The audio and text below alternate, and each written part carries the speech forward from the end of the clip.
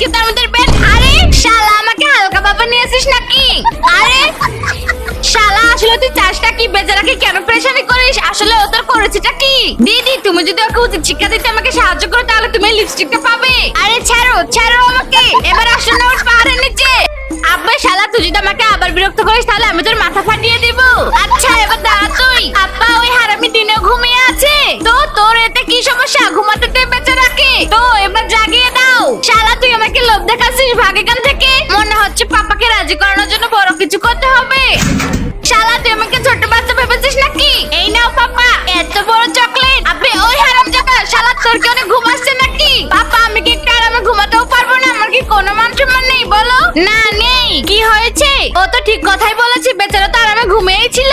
ফের তো আপনি এটা রেখে দেন পাপা। আরে শালা আমি তো রুম থেকে বেডে নিয়ে যাব, আমার কি ঘুমানোর কোনো অধিকারই নেই? দেখ তুই যদি আরামে বাঁচতে চাস তাহলে আমার এই জুতাগুলো ধুয়ে দে। শালা আমি তোকে দেখে একটুও ভয় পাই না, খুব ভালো